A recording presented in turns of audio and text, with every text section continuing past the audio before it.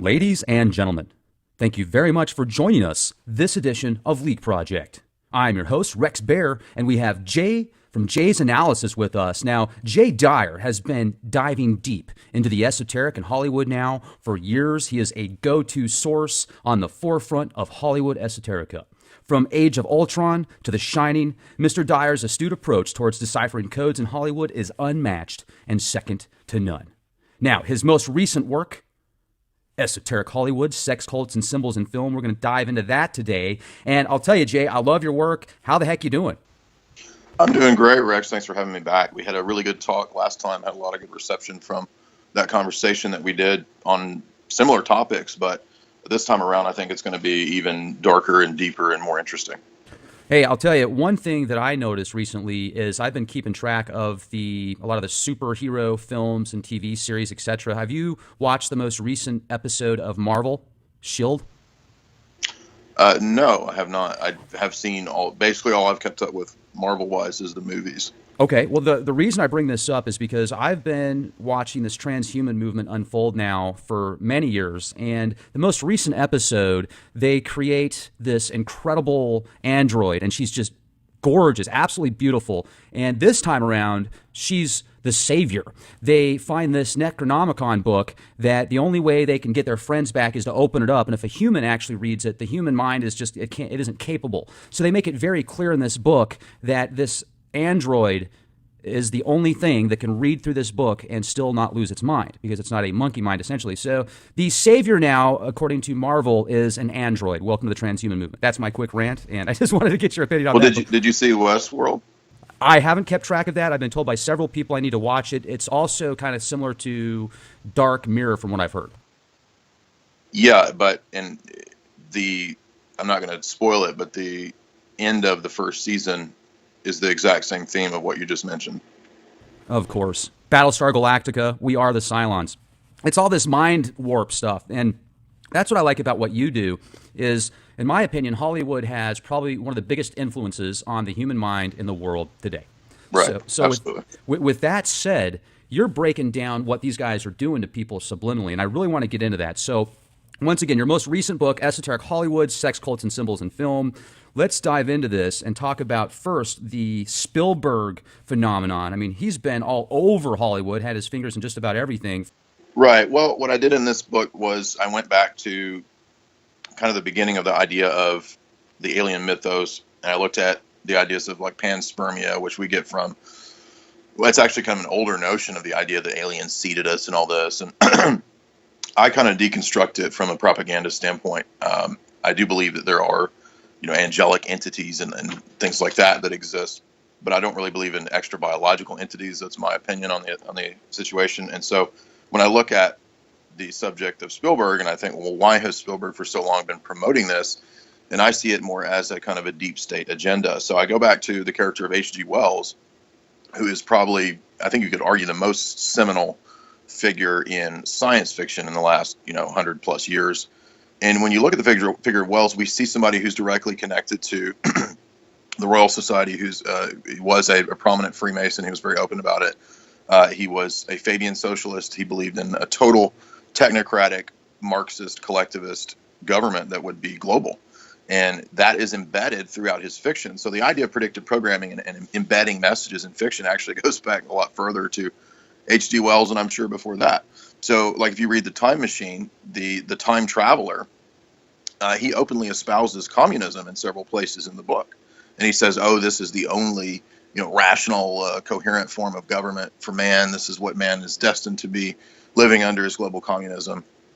And then, the time traveler goes on his adventure, and he learns that down the road in the future, the human race evolves and devolves into two different species, the Eloi and the Morlock. And this is actually how the elite, literally believe themselves to be a different species and so forth. And that's what I take the alien, mythology to be, is kind of an allegory for how the elite view themselves as a different species and then the rest of the population.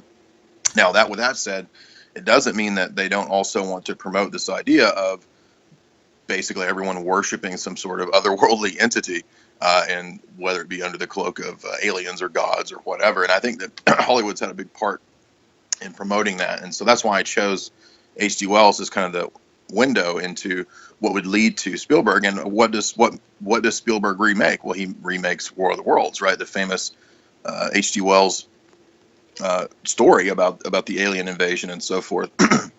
What is the message of that movie? The message, or that novel or that movie, is, unless you humans can get together and form a global government, well, you just deserve to die, right? That's the propaganda message of that story. Right. And I see that same theme kind of running through a lot of Spielberg. So I look at the first sort of seminal alien movie that got, post Kubrick, of course. I guess you could argue that Kubrick's movie is kind of an alien movie, but not exactly. It's more like man's, ascent in 2001. But Close Encounters of the Third Kind is the first, film directly based on alien abduction scenarios. And in that film, you had the character of Dr. J. Allen Hynek, who was consulting Spielberg on the production, on the set and so forth. And Spielberg, tried to interview a lot of abductees and so forth and so on. And what's interesting in that movie is that you see that the children and people that are abducted come back, and they appear to be, able to. They're no longer affected by time and space, right? They don't age. You have people from different decades who've been taken, and they're. So is this talking about cloning? Is this talking about alien human hybrids? Who knows what exactly that movie's about? It's a little fuzzy at the end, but nevertheless, it does include themes like the government covering this stuff up, the government putting out fake news stories. They even have a staged bio release that they run news stories about to keep people from going to the Devil's Mountain abduction site, or alien site, whatever you want to call it. So there's a lot of deep state imagery in that, and I go to E.T. and I talk about how E.T. I think is kind of an occult film. You have a lot of the planetary. There's a lot of planetary symbolism in the film, not just because E.T.'s from some other planet, but it's actually, I think, referencing things like the moon landing and bizarre places. Like, for example, when Elliot and E.T. befriend each other, and then when E.T. starts getting sick, you'll notice that when the government scientists arrive, they bust in Elliot's house wearing Apollo moon mission suits. That's now, why right. would that happen? I've always wondered, what is that about? Well, maybe Spielberg is referring to the kind of thing that Kubrick was referring to, right? With Jay Weidner's thesis on The Shining, and perhaps Kubrick was involved in the moon landing. I'm not sure, but we know that Spielberg is connected to Kubrick through the fact that he finished the script for AI. Right? It's Kubrick who finished the Spielberg. It's Spielberg who finished the Kubrick AI story and made it into a film, and that is what I call a transhumanist fairy tale. And there's a lot of bizarre sort of 9/11 references in AI. There's kind of mind control trigger programming with David. You have the personification of David as who's the AI character played by Haley Joel Osment.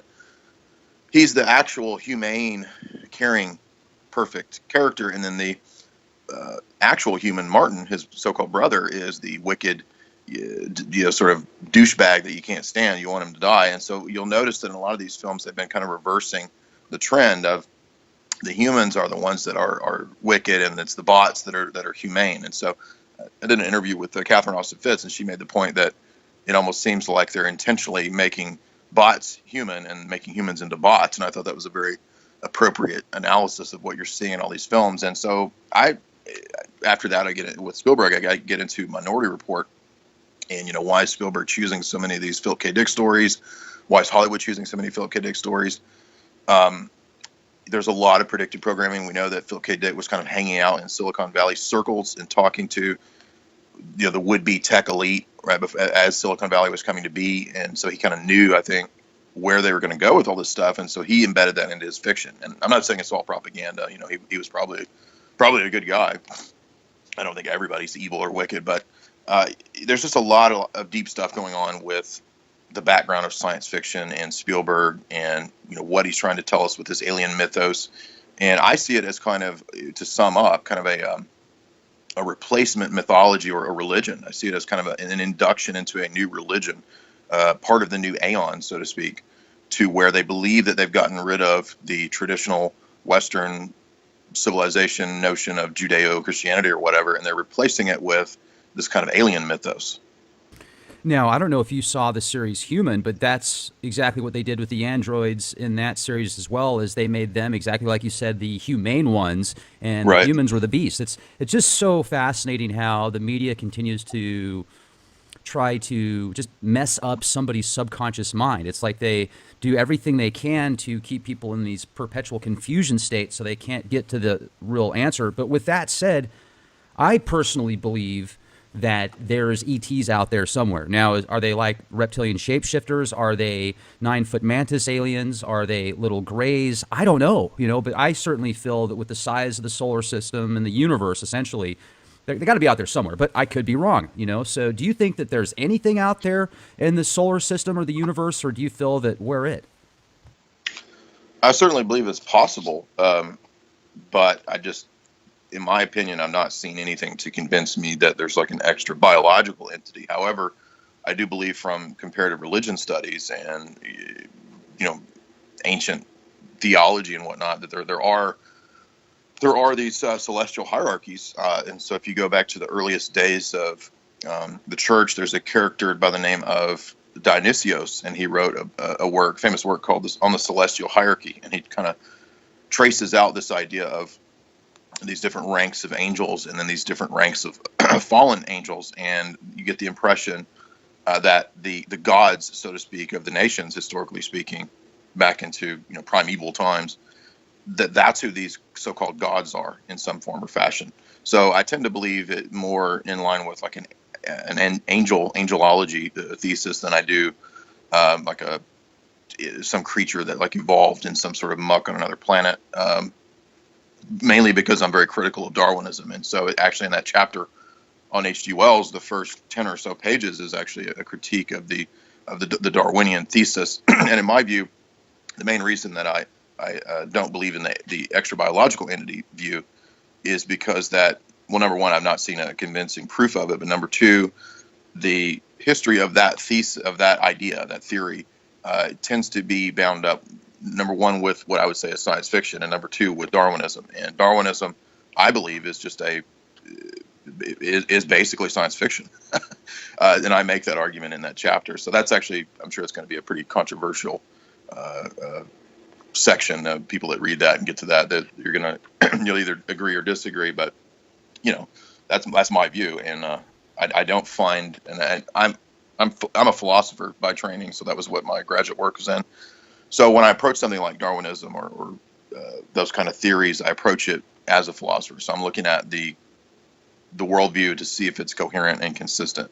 And in my view, if it's not, then it should be critiqued, regardless of how many people believe in it. You know what I mean? I mean, we've seen many cases where large numbers of people have been convinced of something and been wrong. And so, I have no problem critiquing and arguing against Darwinism. In fact, the editor didn't really want that section to be in there, so I kind of had to argue and insist that the Darwinism critique be in there, because I see it as basically in line with a lot of what H.G. Wells was writing as propaganda. So anyway, you probably didn't want to get into a big thing on Darwinism, but I'm just saying that in my view, that's what Aliens is kind of inextricably bound up with, is the idea of large aeons of man sort of rising out of the muck. I find it difficult as well. I mean, this is a silly question. I'm ignorant towards Darwinism, but isn't that essentially like everything started from one cell and then it split into two? Okay, so I find that it would take a really long time for one cell to turn into us and everything else. I think it's a lot more, in my opinion, it would be a lot easier to explain if we were just kind of manifested it at once. And if you look at the mind over matter, if things start from the mental plane, then that makes a lot of sense. If you look at it from the current Western scientific version, then you're not going to be able to put that together. But I think that's a really good point, and I appreciate that. And speaking of Spielberg, did you see that clip where it looks like he is actually helping people out at the Boston Marathon hoax event? I've heard people say this. I didn't actually see the clip or the image or anything. I did see, I think Bradley Cooper was there, which is weird. I'm looking at a picture right now. I mean, you could just Google it. If you Google Boston Marathon or Steven Spielberg Boston Marathon, there is an image of him pushing one of the victims, and it looks just like him. Maybe it's not him. Maybe it's a double. Maybe I need glasses. But I'll tell you, anybody that types that in, just take a look at it, and it makes you go, hmm. Speaking of the events that take place like that, what's your take on a lot of these gun events, or Sandy Hook, Boston Marathon, and how they're portrayed in films and TV shows before they happen, oftentimes? Yeah, I believe that that's done by design, and that the conditioning happens in the fiction and in the film before or after. Sometimes it can happen after, and that the fiction kind of fills in the gaps and tries to tell you the story for the tidbits and news bite nuggets that you get in the so-called reporting on the event. But I do believe that most of these big scale events that the media focuses on for a week or two, and of course they have a limited lifespan, they do expire. I believe that most of these that we see are manipulated, orchestrated, and staged to a large degree. So I don't believe that the Boston bombing is what we're told it is. I believe it was probably an event that utilized pyrotechnics and what they call hyper-realistic training and drills and so forth that serve as the cover for the actual so-called event, which is, this is why we've seen in so many of these instances utilizing people who are actors, who have IMDb pages, who they work for companies that are contracted with Crisis Cast, which is an actual crisis actor company. So that's what I think is the overall picture in these kind of scenarios, because they're all politicized. They all happen at a certain. The timing is important when the timing occurs, and it's the same model of how covert operations or black ops have been utilizing theater to stage things for a long time. Well, and that's one thing you write a lot about in Esoteric Hollywood, Sex Cults and Symbols in Film is ritual in film. And is that why a lot of times they have these little tidbits about these things that happen at a larger scale before? I mean, there's got to be some type of ritualistic aspect to that. Like, we told you so, and you didn't do nothing about it, so you should burn and suffer. Mm-hmm.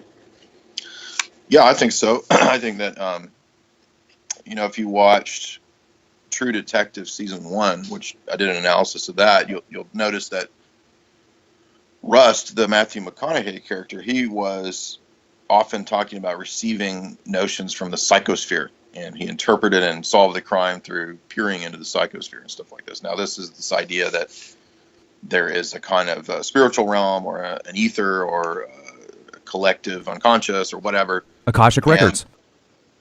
Yeah, and that's how that basically everybody's subconscious is connected. So I'm thinking of it here in the Jungian sense of like the collective unconscious. So if you can interject notions into the collective unconscious, then you can, in some degree at least, attempt to condition the response from people. And so I think that predictive programming and embedding these subliminals and embedding this stuff in people's subconscious has an effect over time, and you have to keep doing it and repeating it. I don't think that like one example of something is going to do it. They have to constantly do it, and that's why you get Eric Holder talking about we got to brainwash people constantly on a daily basis about how they can't have guns, for example. That you get that kind of stuff, and so it works in film in the sense of we're gonna embed in a whole bunch of TV series and movies the notion that anybody who wants to have a gun is like a crazed maniac or something, right? And you've seen this before with people who maybe supported Ron Paul, they're meth dealers, or this kind of stuff. That's how it works. You constantly put that theme or that image of, the bad guys are the people who are the quote libertarians, or they want small government, or the terrorists are the people who whatever. And they're always the villains, right? So that's one just simple example of how this kind of conditioning is, I guess, a better way to put it, or gaslighting, right? That's how it works. And yeah, it's absolutely put in there by design. Now, part of it is just that you have a lot of people in screenwriting and so forth that already have a kind of leftist bent anyway, so they're probably going to do it on their own. But there is a documented record, a history of the Pentagon influencing and buying, propaganda in film. Of course, wouldn't you do that if you wanted to influence the masses? I mean, like you said, it's the greatest propaganda tool in history. So of course the government, of course the CIA, of course the Army, they're going to be interested in how they're presented in film and how they can influence people through the tweaking of the messages of film. And it's not just my book. My book is more of a philosophical analysis. There have already been academic analyses. Operation Hollywood, which is a collection of professors who've written on this topic of how the Pentagon censors films. There's Tricia Jenkins' book, CIA in Hollywood, just a few examples of the influence of the CIA in Hollywood. And then the list goes on and on and on. And my friend John and Chris, who do a podcast over at Hoaxbusters, they've gone into the history of food shows. And believe it or not, you have a lot of TV cooks and personalities who have connections to the CIA. You've got abstract modern artists, Jackson Pollock, Andy Warhol, who worked for the CIA. I'm not kidding. But like Bobby Flay. Who's that? Bobby Flay. He's one of the biggest media personalities in food. Like, he does all these cooking shows and stuff. He's on Chopped, man. I wouldn't be surprised. I don't know. But Julia Child worked for the OSS. And there's really weird connections like that you can find in a lot of these TV cooks. Now you say, that's ridiculous. Why would that be? Well, because food is part of culture. Right. What the CIA actually does is not what most people think. Most people think, oh, they're there to, protect America's interests in foreign countries or something like this. No, they're actually there for controlling black markets, drug running, and for, in this country, culture creation. And in that regard, it's a lot of toxic culture creation. And so that's kind of what I go into in my book. And I talk about how in the later chapters, I call it a dark marriage. There's this kind of a dark marriage between the CIA and Hollywood. And that's why you've actually had a lot of people who were actors that were also spies on the side. They did espionage, directors and producers as well. Some of them actually ran drugs for the CIA or for other intelligence agencies and so forth. So this is nothing new. It's something that's actually going on for a long time. It's just that a lot of people are not aware of it. Well, I remember in this, I think it was the early 80s, there was a Congress briefing essentially where they were asking, I think, the director or somebody with the CIA multiple questions about their involvement, and it was very eye-opening. But that kind of stuff just disappears, and then when people see it, they're like, I don't care. I want to watch Naked and Afraid anyway, and all that kind of stuff. Like you said, there's got to be a subliminal undertone. Let's take this a step further if we can. When these big blockbusters come out, and there's 100 million people, 50 million people, whatever, that watch this specific programming, it creates like mental egregores essentially. And if it is mind over matter, that kind of thing can literally influence the world, can it? Yeah, it becomes like a giant meme, and it kind of, like a virus, it kind of just spreads. Absolutely. So what's their end game? I mean, what's the goal with all this stuff? Minority Report, AI. Well, in my view, Hollywood, and I argue this in a few chapters in the book, is essentially Plato's cave. And if you go back to ancient philosophy, and the idea that what Plato's getting at there is that you have these phantasms that are projected onto the wall, and everybody who lives in the cave underground is chained up, and they have to watch these phantasms, and they think that's reality. And then Socrates, the philosopher, breaks free, and he goes up out of the cave up to sunlight, and he sees the sunlight, and he's, here's how the world really is. Then he goes back in and he tries to tell people, hey, you're watching the meaningless, pointless phantasms on the wall. Come up here with me. Let me show you there's actually a whole world out here. And they get mad and scream and cuss and spit and throw tomatoes at him, and when they want to kill him because they're in love with the shackles and the phantasms on the wall. So what is Hollywood but a giant phantasm projected onto the wall or the screen in your TV screen, or your what I call a celluloid chapel, the movie theater, right? That's the kind of our new religious the new religion, basically. So what is Hollywood? Hollywood is a vehicle for the oligarchy, the power elite, to not just entertain and dumb down the masses, but actually to socially condition them. I argue that it's a step beyond the typical sort of bread and circus analysis that we get, and it functions on many levels. It is a kind of ritual thing. It's a kind of hoodwinking. It's a kind of spell casting, voodoo sort of thing. The Wizard of Oz, as I argue, is kind of a good analogy for what Hollywood is. The man behind the curtain, the man behind the screen, and it's just humans using the magic of images and icons and moving pictures to put a spell upon the masses to keep them trapped in the cave, and then while they're in the cave, to actually give them new stories and mythologies, a new mythos for their to interpret their reality, and ultimately to re-engineer man, believe it or not, right? So yes, there's the transhumanists and there's all this stuff, but you can't just have the transhumanist scientists in underground bases doing their work. You've also got to prepare and prep mankind for the reception of those crazy things that they're going to bring about. So, for example, this is a good segue into how predictive programming works. I did analysis of Running Man. Now, if you go back to Running Man, this is 1987, and based on the Stephen King story, and the movie is quite a bit different from the Stephen King story, but probably 99.9% of the population in 1987 had no idea what the internet was.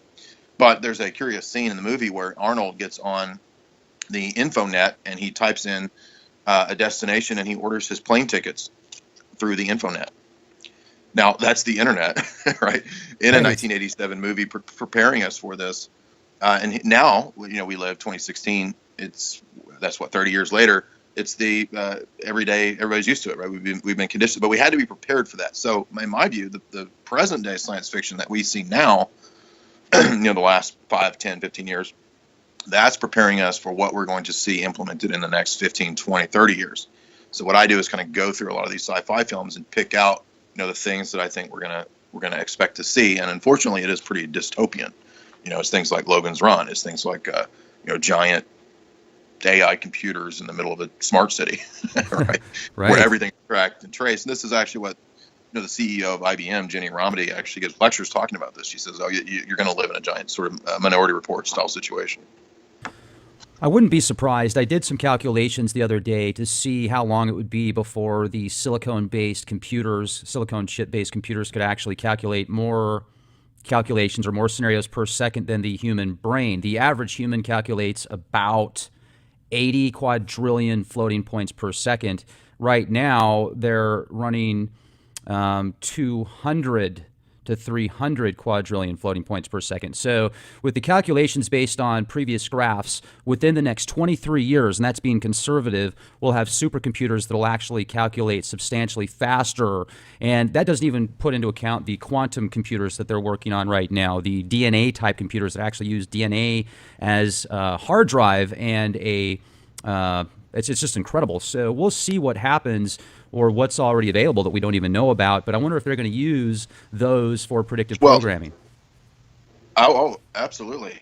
I think that they already are integrating all that into, the whole idea of the simulant world systems where the Army and the Pentagon, kind of war game, and they use game theory to kind of model how they can influence masses of population. And that's partly why Facebook and Google and Twitter exist, is to get big troves of data. And then they know it's kind of a back and forth, kind of a ping pong type situation. They know if there's a certain meme or something that's popular, they can then shoot back some sort of scenario or create an event or something like that. And it might be a wholly fictional event that causes a reflection, if that makes any sense. Like, so if 1 million people are talking about Pizzagate or some meme or something like this, then they know that they can do a certain action that will either cancel this out, like maybe a distraction, or interject some new piece of data or some new meme to expand people talking about this, right? And this is the whole point of the internet, was ultimately to do this kind of stuff. All right, and this is why Philip K. Dick and these kind of people are so prescient in their predictive programming. But I'm not any kind of expert on game theory and simulant world systems and all that. But I know that the RAND Corporation has been studying that and looking at that for a long time. And in fact, there's a whole movie on it, right? I mean, The Beautiful Mind with Russell Crowe is John Nash and his whole thing with game theory. So that's a good all movie. Real. It is. Now, I was just thinking as you were listing, predictive programming things and examples of stuff that, it's kind of prepping us. And I think back to one of the first analyses actually that I ever wrote of a movie was Blade Runner. And I wrote this, I think, in around 2009, 10, somewhere in there. Well, the Blade Runner analysis, just stop and think about it. What's the most obvious thing in that movie? Synthetic bots, sex bots. Now, that was 1982, and the sex bot character, the woman who has the kind of dances with the snake, and then Deckard, the Harrison Ford character, has to kind of go and he has to figure out if this snake is real. They have a scale and they find this tiny nanotech serial number, right? And turns out the sex snake chick what is a sex bot. She's one of the replicants. So even back in 1982, and there's an older Philip K. Dick novel called Simulacra, right, where they were projecting that, oh, we're actually going to have these sex bots. And this is all, I keep saying this, and every time I mention it, it's like people don't really seem to react to it. Maybe we're just so conditioned to it. But I mean, they're rolling out the sex bots now. Yeah, absolutely. And they're really pushing it in the media too to make it like Yeah. the next cool thing to do. Yeah, and I think that I wasn't able to include this analysis. I wish I had. Maybe it'll be in part 2 if there's an Esoteric Hollywood 2. But if you watch that Spike Jonze movie, Her, the Scarlett Johansson, who seems to continually play this sort of Gnostic goddess, like in all these movies, she's the transhumanist goddess. She plays that in Luc Besson's movie Lucy, where she kind of becomes this transhumanist. She becomes God, essentially, doesn't she? She becomes a god, right? And then it's kind of the same thing in Her, where she's the voice of the, quote, operating system, where in the dystopian near future, you can have, it becomes normative for people to have relationships with their iOS. And the Joaquin Phoenix character falls in love with his operating system, his iOS. And she, through her, because it's supposed to be a learning program, a learning algorithm, she actually evolves beyond the ability to interact with humans. So she becomes like a super computer. I should have included that because when I was doing some research on that movie, they actually based the idea for, I forget the name of Scarlett Johansson's operating system or whatever, but it's roughly based on what they're going to bring out with the new versions of Siri. So Siri is like AI beta. They already kind of have the next ones planned, and this has actually been done by people at DARPA working with people at Apple. They're saying they want to call it Viv, and Viv is going to be more like a personal assistant that you can converse with. So I would argue most likely that Viv is probably the stepping point to the one beyond that, which will be, you're going to have a, iRobot. You're going to have this bot in your house, and maybe it'll be like a sex bot. I think you mentioned the program Humans. If you mean the AMC program, that's what happens in season 1 of the AMC program Humans. And they make them all hot, man. I got to say. Yeah, exactly. I mean, think about it. You don't have any, you don't have to worry about getting any sexually transmitted diseases. You don't got to worry about getting her pregnant. There's so many benefits to it. Seriously, if you think about it, except for that one thing, like, where's your morals lie? Or is it just like having a vibrator, but, better for a chick, or a fleshlight for a guy? Well, they don't want people reproducing. That's the main goal here. And a bot doesn't reproduce, right? You don't give birth to a cyborg baby. Right? Right. So I see it as perfectly fitting in with the long tradition of the socially re-engineering the notions of human sexuality, right? And this goes all the way back to like Alfred Kinsey and the Rockefeller supporting Kinsey research, which was, basically the beginning stages of the promotion of pedophilia with Kinsey. So now we're seeing that being debated, and professors are coming out saying, it's actually normal to be a pedo, and there's nothing wrong with this, and ancient Greeks did it, so we should do it. Well, they also sacrificed humans in ancient culture, so should we do that too? Should we eat people too? Well, if some of these recent revelations of WikiLeaks are to be believed, I guess they do want that, right? They do want. That's a good point. Let me jump in real quick, because I talked to a whistleblower recently that said the AI film that was produced was actually, they were going to make that geared towards what you just said, towards pedophilia. Did you hear about that? Well, I have heard that argued, and that is entirely possible because, as I mentioned in the book, a lot of Kubrick films have the theme of pedophilia. Lolita, right? That's a Kubrick movie. You got Barry Lyndon includes that theme. You've got sexual deviance in Clockwork Orange. You've got, obviously, human trafficking in Eyes Wide Shut, with the Lily Sobieski character being underage and being pimped out by what may be her dad at the costume shop. You've got the sex bots in AI. Don't forget Jude Law's character, right? He's the sex bot. So absolutely, you're definitely on the right track there. As to whether that's exactly where Kubrick wanted to go, I don't know, but I wouldn't be surprised. But you do have that weird scene where, when they, quote, awaken David, they read him these strange words: Cirrus, Socrates, particle, decibel, hurricane, dolphin, tulip, Monica, David, Monica, right? Her mom, his mom, quote, quote, mom reads that.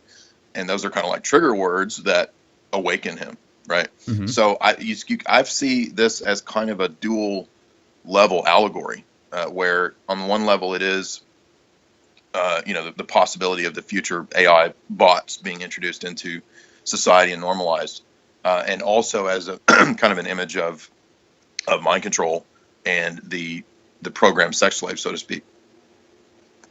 Do you think that that was the push behind Pizzagate of kind of trying to make it look like, oh, well, all these politicians are doing it? What do you mean?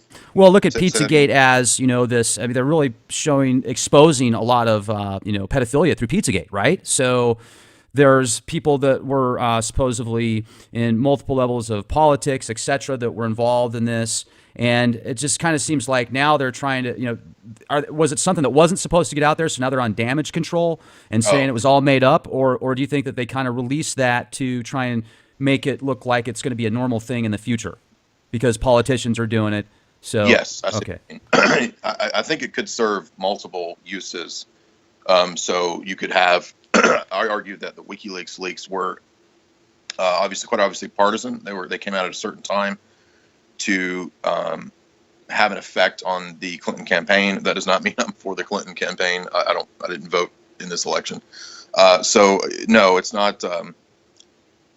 It's not like WikiLeaks is literally an independent organization. I always view those kinds of things as with a degree of skepticism, because you can have a leak engine that is there, or a whistleblower that's there to serve a certain function to damage somebody for another interest. A good example of this would be the Panama Papers of a few months ago that was clearly intended to only target anybody in the circles of Putin. And I'm not saying Putin's an angel, but I'm saying that the so-called leak of Panama Papers was obviously a targeted leak. So you can have a leak doing that same function, and I just always tend to view them with some degree of skepticism. Now, that doesn't mean that everything that's in the leak information is false. You can have real information included in there. So what was this part of this gay love triangle that came out with the Media Matters guy, David Brock, and Alefantis, and some other character kind of being involved in some. I mean, there's a Fox News article you can find from a few years ago about $850,000 payout to shut somebody up, and some kind of. I mean, is this a continuation of that? Probably. But in my view, while I'm not saying that there's nothing to Pizzagate, it's very hard to find a specific evidence or proof of anything for certain. There's a lot of indicators and suspicious, weird-looking stuff going on. But we were told that supposedly there was this other laptop that was Wiener's laptop that was supposed to have the hard blackmail evidence on it. And I view it as probably associated in some degree with Epstein's Island, Little St. James, and that whole story. But if the FBI has this other laptop, we're not ever going to see it. So I don't think we'll know for sure. So Pizzagate probably functions kind of like the Lewinsky scandal did with Clinton back in the day. This is like Monica Lewinsky 2.0, where everybody's going to be talking about this juicy, sensationalist thing.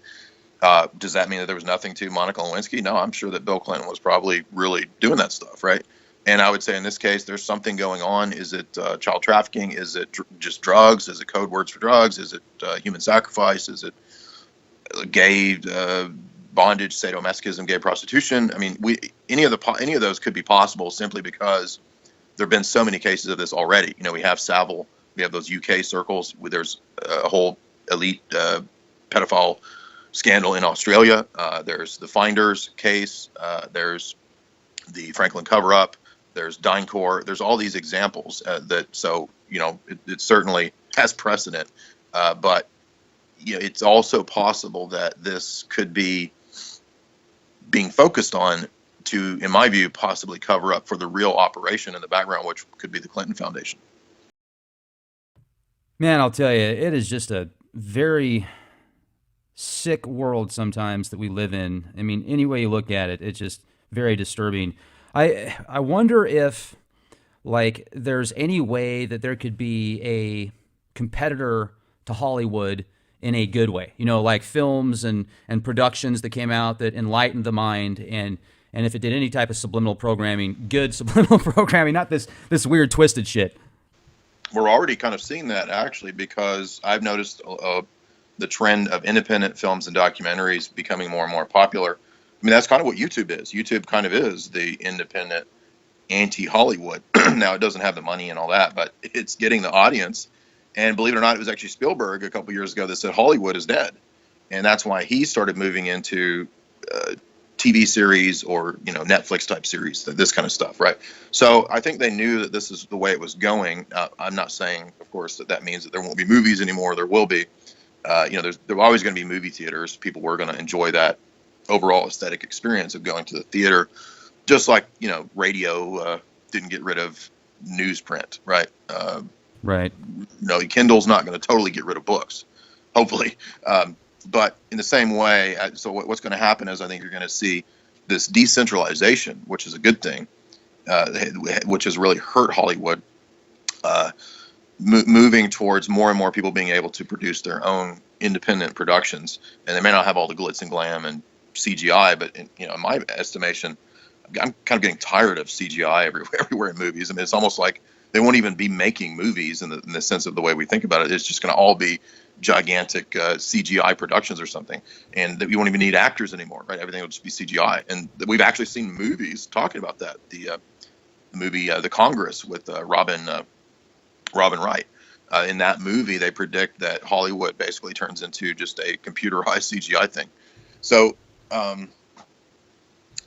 yes, to answer your question, yes. And Hollywood's even aware of this, and that's why people are trying. And I think they want to corner that market. They want to try to corner that market with things like Netflix, but I don't even think that's going to work. I mean, people are going to get tired of Netflix, especially when they learn that they can find more interesting stuff out there in the independent realm. I've even seen on Netflix and Amazon a lot of documentaries that have came out that you wouldn't even consider seeing on those types of platforms, in regards to conspiracies, cover-ups, right, paranormal, extraterrestrial phenomena. And well, I'm going to give you an example one more time. Please. I'm sorry to cut you off. No problem. Jay Wiedner and I are going to be doing a 3-series television show, a 3-season television show called Hidden Hollywood. And it's basically going to be what's in my book, and it's going to be streaming internet-wise through Gaia TV, where he works, and that is a kind of a competitor to Netflix. So, I mean, you're going to see more and more of this kind of stuff. I'm actually participating in one of these instances of, decoding Hollywood, and that's what we're going to do in 39 episodes. So, more and more and more of that is going to be prevalent. You're going to see more of that in the population on the internet, and I mean, who's going to be even subscribing to cable TV, in 20 years? Probably like people's grandmas or something like this, right? I mean, that's going to die, and they're going to have to. That's why I think they're trying to, clamp down on the internet and this whole scandal of saying that everybody who does independent media is fake news. I see 20 years from now things being VR, and also you're going to have sensory perceptions of smell, taste, right, texture.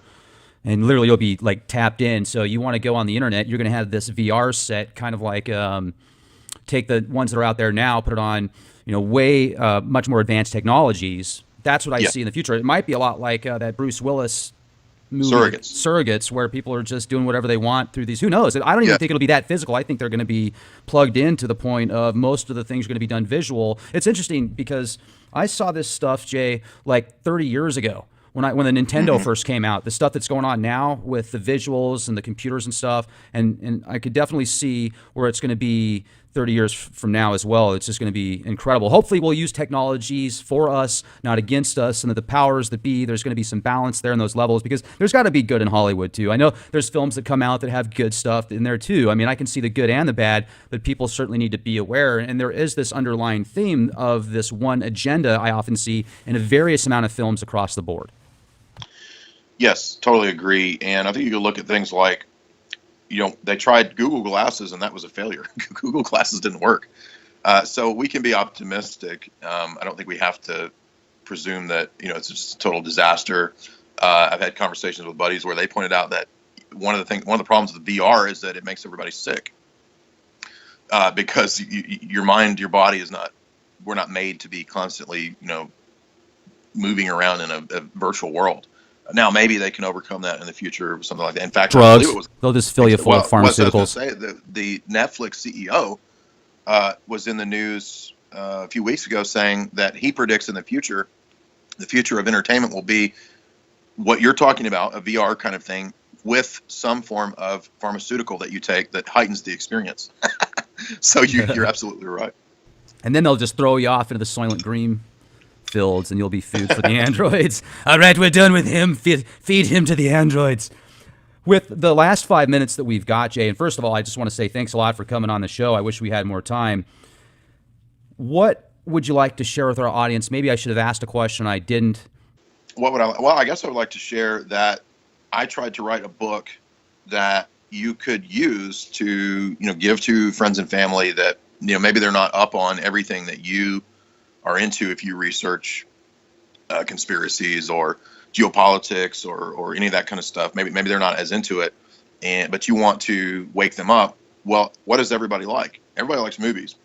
At least, 90% of people like movies probably. So I tried to pick seminal movies, seminal directors that I thought had a message, had something to say, be it good or bad. Not everything in my book is saying that there's a bad message. In fact, I think a lot of movies have a good message. So some of those are good and some of them are bad. And what I tried to do was write a book that you could say, hey, Dad, I know that you don't like me talking about this conspiracy stuff, but here's a book that talks about movies that might give you some food for thought. So that's what Esoteric Hollywood is. And if you'd like to get a signed copy, it helps me as a writer if you get it direct from me. So if you go to Jay's Analysis, there's a tab where you can order the book direct from me. And that is mainly for inside the U.S. I can send you a copy outside the U.S. I've done it for quite a few people, but it does tend to get pretty pricey. So if you're willing to pay the priciness, then you can get it direct from me. That helps me out. If not, you can get it, outside the U.S. from Amazon. It's already, unfortunately, sold out in Amazon UK. So the Amazon UK warehouse is already sold out of it. You can get that direct from me, though. And if you want, if you mention Rex, Bear, or Leak Project, I'll give you a 10% discount.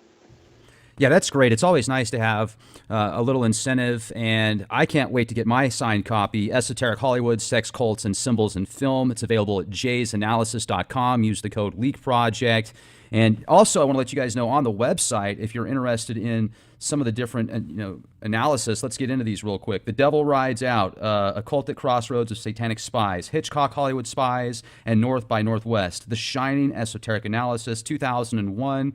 An Alchemic Spatial Odyssey, Interstellar, The Secret Revelation, Numbered Man, and Analysis of the Prisoner. I could go on for quite some time, but we don't have that much time. Mad Max Fury Road, The Inverted New Order. Hey, Jay, it's a pleasure to speak with you. Thanks for everything. All right, thank you. Absolutely. And folks, also go to youtube.com/clandestine Time Lord and leakproject.com. Be the change you want to see, and have a fantastic day.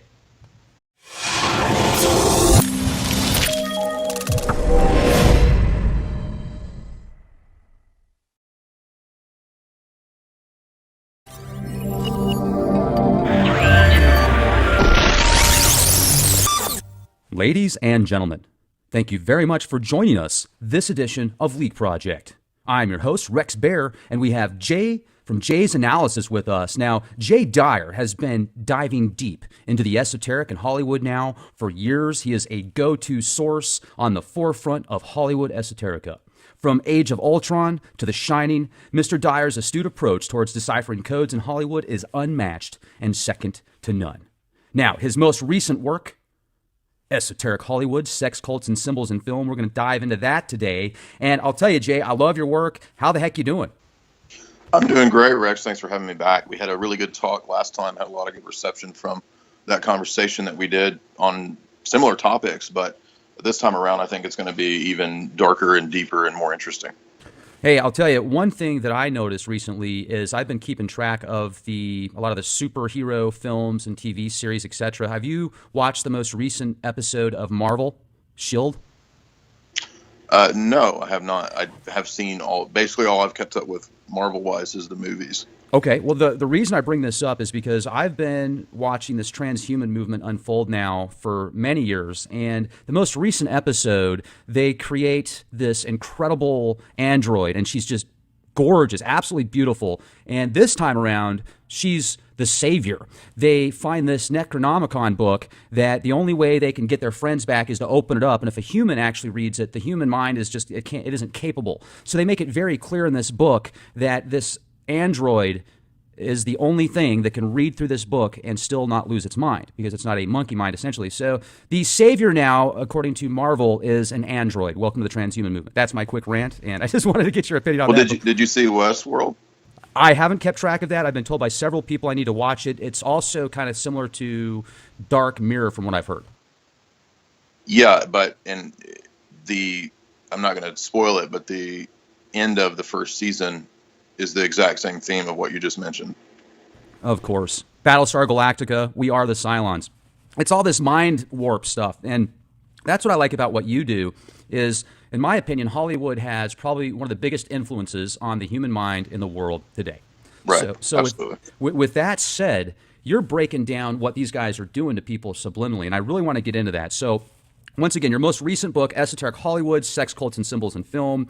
Let's dive into this and talk about first the Spielberg phenomenon. I mean, he's been all over Hollywood, had his fingers in just about everything.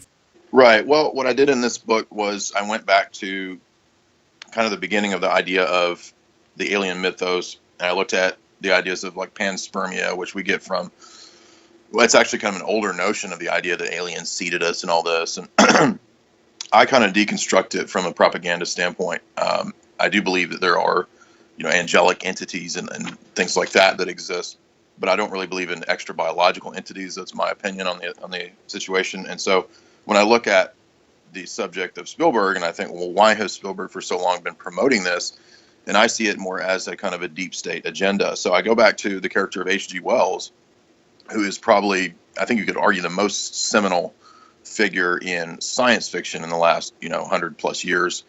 And when you look at the figure of Wells, we see somebody who's directly connected to the Royal Society, he was a prominent Freemason. He was very open about it. He was a Fabian socialist. He believed in a total technocratic Marxist collectivist government that would be global, and that is embedded throughout his fiction. So the idea of predictive programming and embedding messages in fiction actually goes back a lot further to H.G. Wells, and I'm sure before that.